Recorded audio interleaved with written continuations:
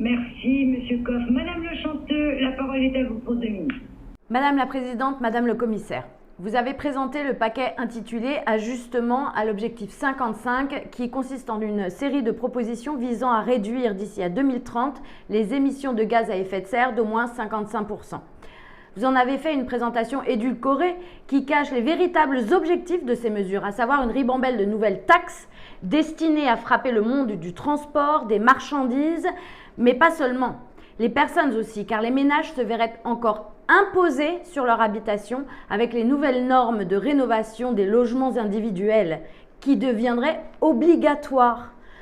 C'est du reste l'arbre qui cache la forêt, ainsi vous décrivez un monde idyllique dans lequel de telles mesures contribueraient à plus d'espace réservé à la nature, un air plus pur, des villes plus fraîches et plus vertes, etc. Très bien, mais la réalité c'est que votre paquet n'est rien d'autre qu'un nouveau système de taxation qui se répercutera sur le consommateur, alors que nous enregistrons ces jours-ci l'augmentation folle du prix de l'énergie. Aujourd'hui, la précarité énergétique est déjà une réalité pour tant de Français et d'Européens, à tel point que des personnes se privent déjà de chauffage ou de lumière. Ils sont contraints de vivre dans le froid pour pouvoir payer leurs factures. Vous proposez la financiarisation d'un bien aussi important que l'énergie, qui fait partie des biens essentiels et qui ne devrait pas être considéré comme un objet de commerce.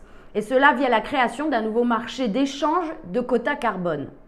Ne pas pouvoir vivre dans un logement de meilleure qualité énergétique et en plus devoir payer une nouvelle taxe pour pouvoir y vivre, c'est la double peine. Alors oui, l'écologie est l'affaire de tous, mais pas au détriment de nos concitoyens déjà bien en difficulté. Arrêtez de fermer les centrales nucléaires qui, elles, produisent une énergie décarbonée. Investissez dans les vraies énergies renouvelables comme l'hydrogène vert. Imposer des taxes, ce n'est pas faire de l'écologie. Je vous remercie.